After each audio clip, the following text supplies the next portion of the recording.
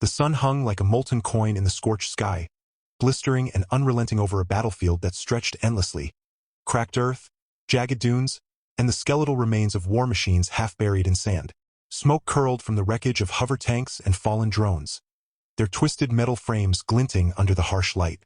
The air shimmered with heat, distorting distant figures into ghostly silhouettes. Among the ruins, one lone human stood tall. His boots caked in dust, his armor scorched and dented, but his posture unwavering.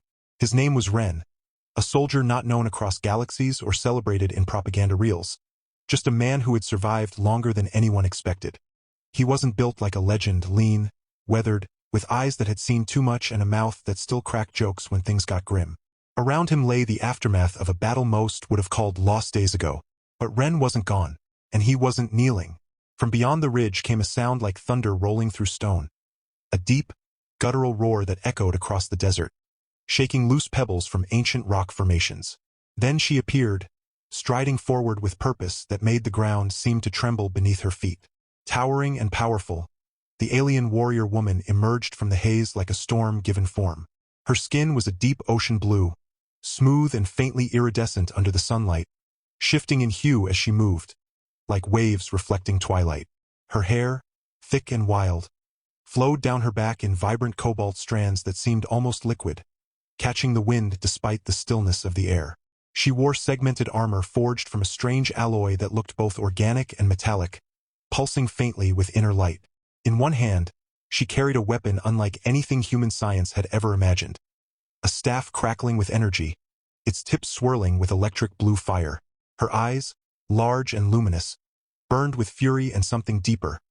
Pride, conviction, the weight of 1,000 generations of warriors behind her. She stopped 10 paces from Ren, the sand puffing slightly around her heavy boots. Her voice boomed, not just loud, but layered, as if multiple tones spoke at once, vibrating in the bones more than the ears. "I will kill you," she declared, each word like a hammer strike. "If you do not kneel." There was no hesitation in her tone, no room for negotiation. This was not a threat. It was a law, as natural to her as breathing. To stand before her without submission was an insult to her people, her gods, her entire way of life. Across the Zarn dominion, every conquered world bent the knee. Every enemy, broken or proud, eventually fell to one knee before the might of the Azure Legions. And she, Vera of the Seventh Storm, was their fiercest blade, their unbroken spear. She had crushed rebellions on 3 planets, shattered fleets with a single command, and now, here on this forgotten desert rock called Turos 9, she faced the last man standing. Ren didn't flinch. Instead, he smiled. Not a smirk, not a nervous twitch, a real, full smile, the kind that crinkled the corners of his eyes and showed teeth stained by years of cheap coffee and field rations. It was the smile of a man who had been told he was going to die 100 times and kept walking anyway. He wiped sweat from his brow with the back of his glove, then casually leaned on the broken barrel of what used to be a plasma cannon. "You know," he said, his voice rough but calm, "I've had worse offers on first dates." Vera blinked. The sound that came from her throat wasn't quite a growl, not quite a scoff, more like a confused hum, as if her brain had momentarily short-circuited. No one had ever spoken to her like that. No one had ever joked in the face of her ultimatum. Her grip tightened on the energy staff, the crackle growing louder, the air around it warping with heat. "You dare mock me, speck of dust?" she thundered. "I have torn apart armies twice your size. I have drowned worlds in silence. Kneel or be erased." Ren shrugged. "Look, I get it. You've got the whole divine wrath thing going on. Very impressive. The glowing stick, the blue hair, the voice like a choir of angry angels. I'm not blind. But see, where I come from, we don't kneel to threats. We kneel for weddings, funerals, and really good tacos. And unless you're offering one of those, I'm gonna have to pass." A beat passed, then another. The wind picked up, swirling sand between them like a curtain drawn by unseen hands. Vera took a step forward, her boots crunching on shattered glass and scorched metal. "You are either the bravest creature I have ever met," she said slowly, "or the most foolish." "Both? Probably," Ren admitted. "But mostly tired. Been running, shooting, hiding, and pretending I knew what I was doing for 3 weeks straight. My back hurts, my rations taste like recycled boot leather, and I haven't seen a proper shower since, well, ever, really." So if you're gonna end me, can we make it quick? Or at least dramatic? I'd like to go out with a story people tell over campfires. Here lies Ren, died laughing at a goddess with bad posture. Vera's eyes narrowed. You think this is humor? I think it's survival, Ren said, finally pushing off the wreckage and standing straight. You want me on my knees? Fine. But not because you scared me. Because maybe, just maybe, I'm curious. What happens after the kneel? Do you take me prisoner? Kill me anyway? Convert me into some kind of footstool for your throne? Be honest. How many humans have you actually talked to before threatening them? She hesitated. That was new. No enemy had ever asked her questions. They screamed, they begged, they charged blindly to their deaths. But this one, he looked at her not with fear, nor hatred, but with something unsettlingly close to amusement. I do not negotiate with prey, she said, though her voice lacked its earlier certainty. Prey doesn't talk back, Ren pointed out. Prey runs. Prey hides. Prey doesn't stand in the middle of a wasteland covered in enemy corpses and crack jokes about tacos. Face it, you're intrigued. Admit it. You've never met a human who wouldn't drop to their knees the second you showed up looking like a thunderstorm in high heels. A low, rumbling sound escaped Vera. Not quite laughter, but not anger either. It vibrated in her chest like distant drums. You are unusual, she conceded. Most beings recognize the divine order, the strong rule, the weak serve. It is the way of the cosmos. And what if I told you, Ren said, taking a slow step forward, that where I come from, the strongest aren't the ones who demand obedience, but the ones who earn respect? Vera raised her staff, the energy flaring brighter. Respect is earned through victory, through dominance, through the breaking of wills. Ren didn't retreat. He reached into his belt and pulled out something small and round. A flat, silver disc etched with symbols. He held it up. This, he said, is a dog tag. Belonged to my squad leader, Jax. Good man, better cook.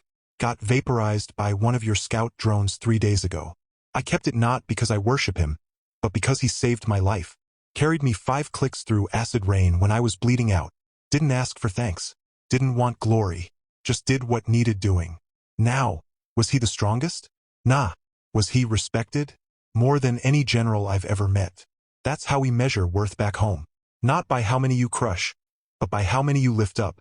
Silence settled again, heavier this time. Vera stared at the tag, then at Ren's face. For the first time, something flickered in her eyes, not doubt, not weakness, but the quiet stirrings of curiosity. Her people believed in hierarchy, in strength above all, but they also revered honor. And this man, battered and alone, speaking of loyalty and sacrifice while standing before a being who could end him with a thought, that was not weakness. That was defiance wrapped in humility. You are not like the others, she said at last. Glad we cleared that up, Ren said, slipping the tag back into his pocket. So, since we're past the whole kill you if you don't kneel thing, can we skip to the part where you realize your entire army is dead, your mission failed, and the only person left who knows how to disable the self-destruct on your flagship is currently buried under 6 tons of scrap metal 2 clicks east? Vera froze. What? Oh, you didn't know? Ren said, scratching his neck. Yeah, your commander, what's-his-face, Zorlag? Total jerk, by the way, tried to blow up the planet when the invasion started failing. Set a timer. 6 hours. Only problem? The detonator's linked to his biometrics. Dead guy means no signal. No signal means bomb stays armed. And unless someone digs him out and hooks him up to a power source before the clock hits 0, this whole chunk of rock goes boom, taking your ship with it. And, you. Her expression darkened. You lie. Check your comms, Ren said simply. If they still work. Though, fair warning, most of your satellites got fried when I rerouted the atmospheric defense grid into a giant microwave. Took out half your fleet. Sorry about that. Had to level the playing field somehow. Vera activated a wrist device, her fingers moving swiftly. Data scrolled across a holographic display. Her jaw clenched. Impossible. The detonation sequence was secure. Secure, sure, Ren said. But not foolproof. And I'm kind of a fool. Found the backdoor in your encryption when I hacked a drone to play lullabies for the wounded. Long story. Point is, Zorlag's under a collapsed bunker, half frozen, heart barely ticking. We can save him, or let him die. Either way, the bomb's still active. And if it blows, your ship gets caught in the blast radius. You'll be stranded here, on foot, with no supplies, no backup. And me. He grinned again. And trust me, I'm way more annoying when I'm not trying to survive. For a long moment, Vera studied him. The wind tugged at her blue hair, lifting strands like ribbons of smoke. The battlefield lay silent behind them, the echoes of war fading into the vast emptiness of the desert. Somewhere in the distance, a piece of wreckage groaned as it cooled. The sun dipped lower, casting long shadows across the sand. Then, slowly, deliberately, Vera lowered her staff. The energy at its tip dimmed, fading into a soft glow. "You are either the most cunning liar I have ever encountered," she said, "or the most reckless fool in the universe." "Why can't I be both?" Ren asked. She didn't answer. Instead, she turned and began walking toward the eastern ridge. After a few steps, she glanced back. "Come, human. If what you say is true, we have little time. And if you are lying—" She let the threat hang unfinished. Ren chuckled and followed, limping slightly from an old injury. "Oh, I'm totally lying. Just not about the bomb." They traveled in silence for a time, the crunch of their footsteps the only sound in the vast emptiness. The heat began to fade as evening approached, replaced by a dry chill that crept through the cracks in Ren's armor. Vera moved with unnatural grace, her strides long and precise, as if she were gliding rather than walking. Ren, on the other hand, looked like he'd been assembled from spare parts and hope. "You still haven't knelt," she said suddenly. "And you still haven't killed me," he replied. "Guess we're both full of surprises." "You challenge everything I know," she admitted. "My people believe strength commands obedience. Yet you stand before me, weaker, broken, outnumbered, and yet you do not yield. Why?" Ren thought for a moment. "Because yielding isn't the same as surrendering. I bend when I have to. I run when it makes sense. But I don't kneel to fear. Never have. My dad taught me that. Said kneeling's for prayer, not for bullies." "Your father sounds wise." "Nah," Ren said with a snort. "He was a plumber, but he fixed things, even when they were busted beyond reason. Guess I inherited that. Can't help but try to patch things up, even when they're blowing up in my face." Vera glanced at him, her expression unreadable. "Perhaps that is why you survive." They reached the wreckage site just as the twin moons began to rise. One pale white, the other tinged violet, casting an eerie glow over the desert. Beneath a collapsed command bunker, half swallowed by sand and steel, lay the frozen body of Commander Zorlag, encased in cryogel meant to preserve him during evacuation. His armor was cracked, his face frozen in a snarl even in death or near death. Ren knelt beside the slab and pulled out a small tool from his pack. "All right, big guy. Let's get you warmed up before you turn into Space Popsicle." "You expect to revive him?" Vera asked, arms crossed. "Not really," Ren admitted. "But the bomb needs a live signature, so we fake it. Hook him to a power cell, jumpstart his vitals long enough to send the disarm code. Should take, 20 minutes? If nothing explodes. If something explodes, we die." "Yep, pretty standard Tuesday for me." With practiced hands, Ren worked the cryoseal open and attached wires from a portable generator to Zorlag's neural ports. Sparks flew. The commander's body twitched. A low beep sounded from the control panel embedded in his chest. Come on," Ren muttered. "Don't be dead. Just mostly dead. There's a difference, you know?" Suddenly, the panel lit up.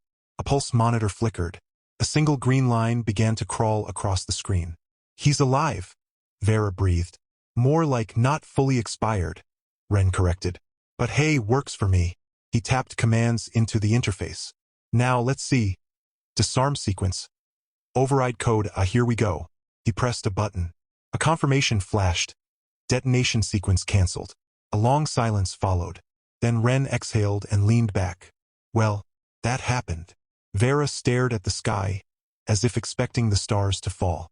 "The planet is safe. The ship is safe. And you saved them." "Technically, I saved you," Ren said, grinning. "Don't let it go to your head."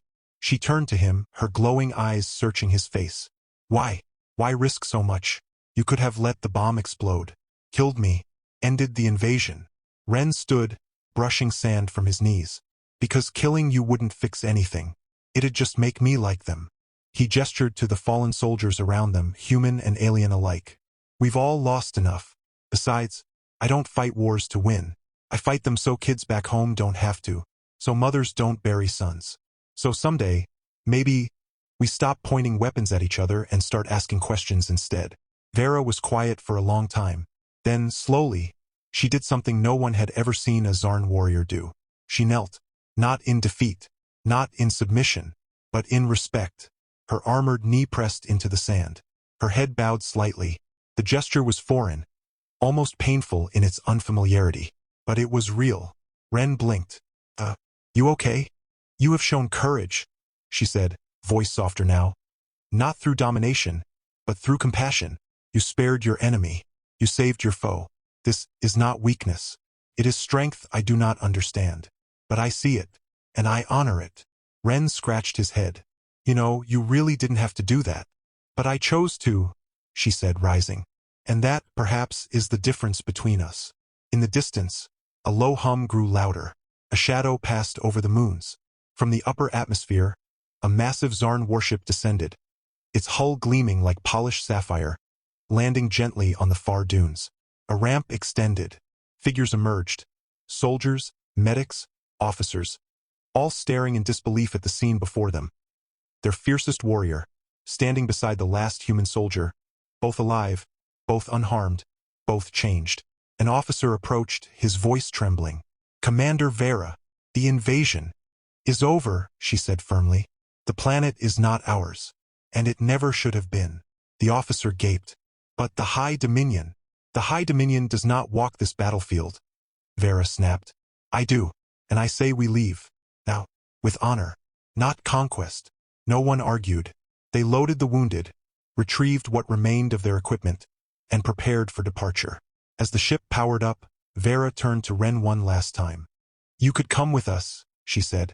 You would be honored, studied, remembered. Ren laughed. Me? On a spaceship full of blue giants who think sneezing is a declaration of war? Nah, I'll stick to dirt, dust, and bad decisions. She nodded, a faint smile touching her lips, the first in decades. Then farewell, Ren of the Dust. May your path be long, and your spirit unbroken.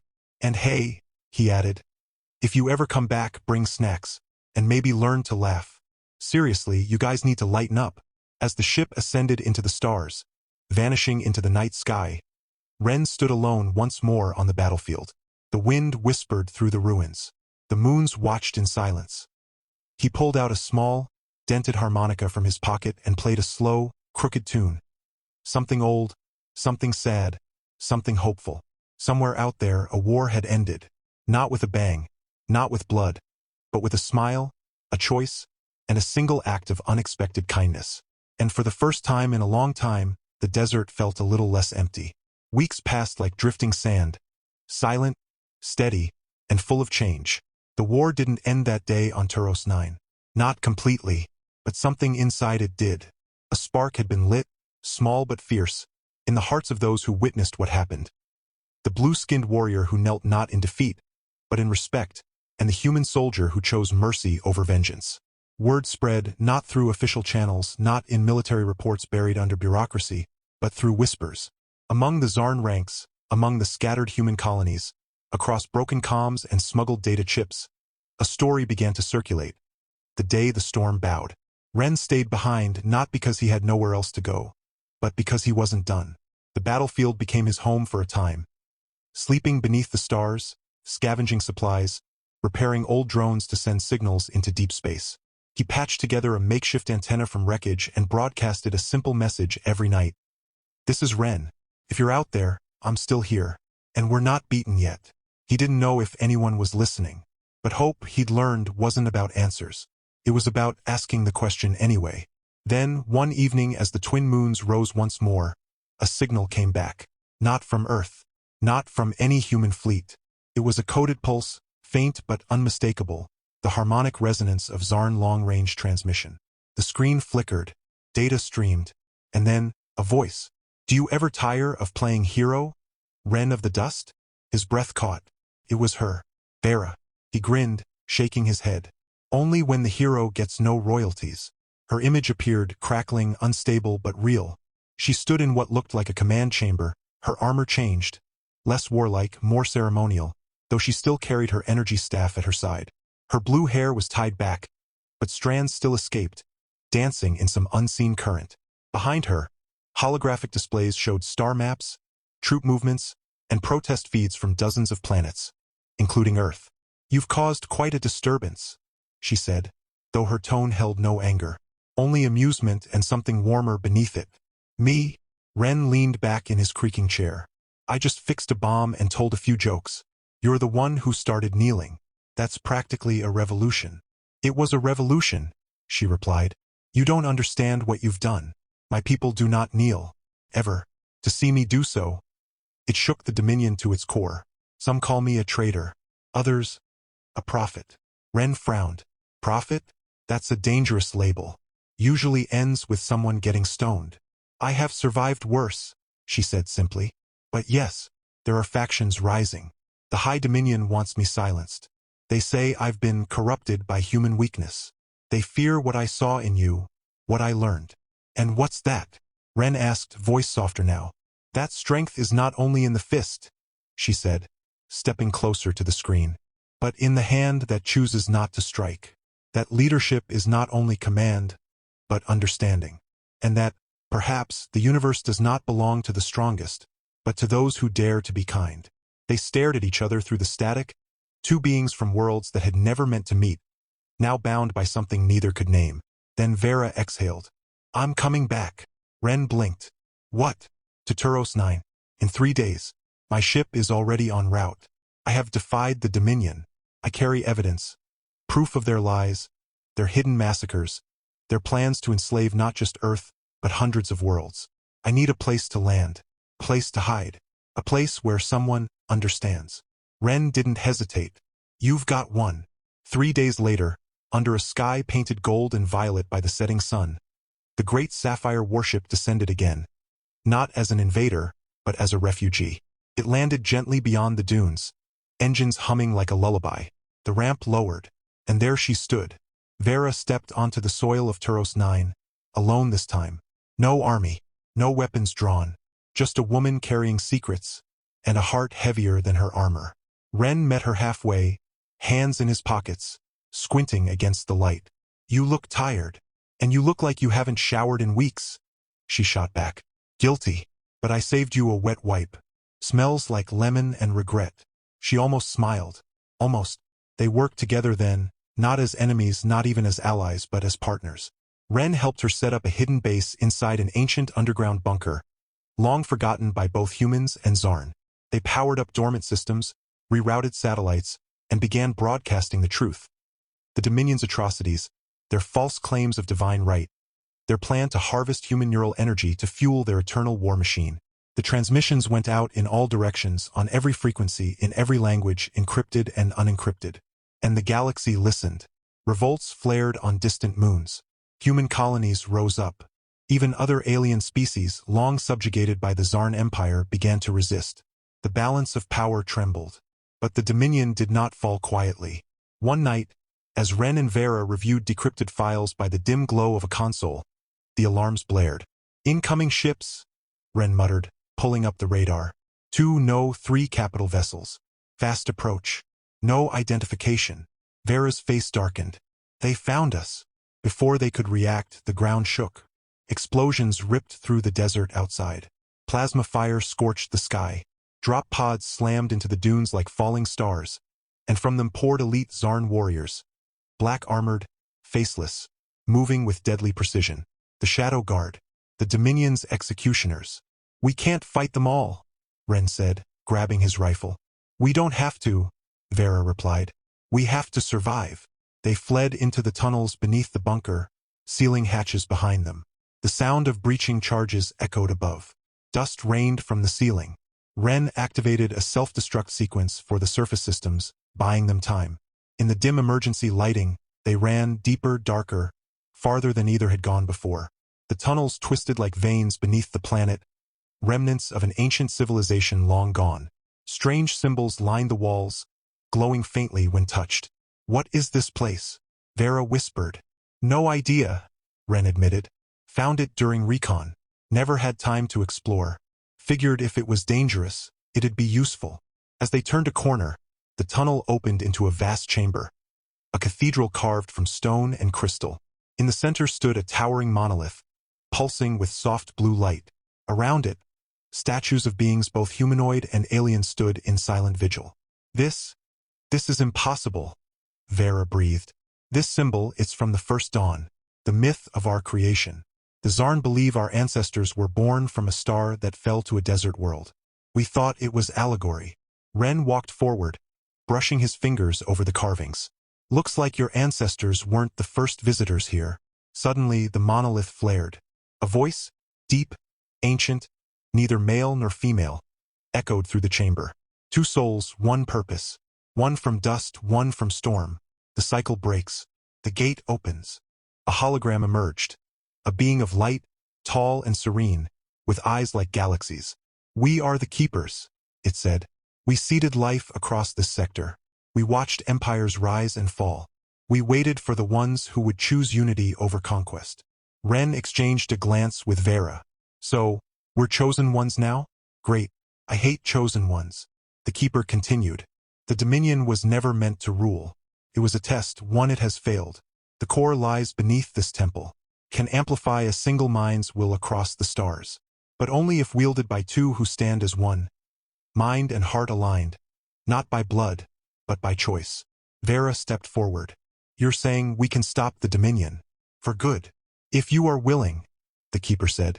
But the bond must be true. Not of force. Not of duty. Of love. Silence. Ren coughed. Wait. Love? As in, love. The keeper vanished. The light dimmed, but the monolith remained, pulsing steadily. Vera turned to him slowly. Is it so unbelievable? Ren rubbed the back of his neck. I mean, I'm flattered, but we've known each other for, 6 weeks? And half that time you were trying to kill me. And the other half, she said, stepping closer. You made me laugh. You challenged me. You saw me not as a weapon, not as a goddess, but as me. No one has ever done that. He looked into her glowing eyes, so alien and yet so familiar. I guess, kinda like you, even when you're yelling. And I, she said, her voice barely above a whisper, have never met anyone who makes standing on the edge of oblivion feel exciting. He smiled. She almost did too. Then, without another word, she reached out and took his hand. The moment their skin touched, the chamber erupted in light. The monolith surged, sending waves of energy through the floor, up the walls, into the sky. A beam of pure blue light shot upward, piercing the atmosphere, splitting the clouds, reaching into orbit. Above, the Zarn warships shuddered. Their weapons failed. Their shields collapsed. On every screen, in every cockpit, a message appeared in every language, in every mind. The age of fear ends. The age of unity begins. The Shadow Guard froze. The Dominion commanders screamed orders, but their soldiers hesitated. Some dropped their weapons. Others removed their helmets. A ripple passed through the ranks, doubt, then wonder, then hope. But the High Dominion would not surrender. From the darkest reaches of space, a new ship emerged, massive, jagged, alive with dark energy. The Dread Sovereign, flagship of the Dominion's last general, Corvex. A monster clad in black armor forged from the bones of dead stars. He had watched the broadcast. He had felt the pulse of the core, and he would destroy it. He descended upon Turos 9 like a vengeful god, his ship blotting out the sun. His voice boomed across the planet, amplified by psychic tech. Vera, you betray your blood. You side with vermin. You will kneel, or burn with them. Ren stood at the edge of the ruins, staring up at the monstrous vessel. Well, he's got the villain's speech down. Vera joined him, her armor reforged with ancient glyphs, her staff now glowing with the power of the core. This ends now. You sure about this? Ren asked. We go up there, it's suicide. She looked at him. Then let it be our suicide. He grinned. Can't argue with that. Using the last functioning Zarn shuttle from Vera's ship, they launched into orbit, dodging plasma barrages and drone swarms. The battle raged around them. Human resistance fighters, rebel Zarn vessels, and even alien allies drawn by the broadcast, all clashing with the Dominion's final forces. They boarded the Dread Sovereign through a ruptured airlock, fighting their way through corridors lined with screaming statues and pulsating veins of dark tech. Corvex awaited them in the throne room, a towering figure, his face hidden behind a mask of shifting shadows. You think love wins wars? He sneered. Love is weakness. Fear is power. And yet, Ren said, stepping forward, you're the one who's afraid. Corvex roared and attacked. The battle was brutal. Vera fought with the fury of a storm, her staff cutting through shadow. Ren used tricks, traps, and sheer stubbornness, planting explosives, hacking systems, distracting the beast at every turn. But Corvex was strong, too strong. Finally, he threw Vera aside and grabbed Ren by the throat, lifting him off the ground. You are nothing. A speck. A joke. Ren, gasping, managed a smirk. Yeah, but I'm her speck. At that moment Vera rose, not with anger, with song. A low, haunting melody left her lips. A Zarn lullaby, ancient and sacred. One sung to newborns under the twin moons. The core responded. Light flooded the chamber. The walls trembled. The darkness screamed. Ren reached out, his fingers brushing hers. And together they unleashed the full power of the core. Not as a weapon, as a pulse. A wave of pure emotion, of memory, of love, of loss, of hope. It washed over Corvex. And for the first time, the shadows on his face parted. Beneath the armor was not a monster, but a man. Old, broken, alone. Once a brother to Vera. Once a hero, corrupted by power, consumed by grief. He fell to his knees. I couldn't stop them, he whispered. They made me into this. Vera stepped forward, tears in her eyes. Then let it end. He looked at her, at Ren, at the light, and for the first time in centuries Corvex wept. The dread sovereign powered down. The fleet surrendered. Across the galaxy chains fell. Prisons opened. Worlds rejoiced. Peace did not come overnight, but it came. Years later, on a green hill overlooking a rebuilt city on Turos 9, two figures stood beneath a sky filled with stars. One human, one blue. Their hands were intertwined. Around them children played, human and Zarn, laughing, running, building sandcastles shaped like warships and flowers alike. Ren turned to Vera. You ever think we'd end up here? She smiled, the real kind, full and bright. No, but I'm glad we did. Years after the war, peace bloomed across the stars.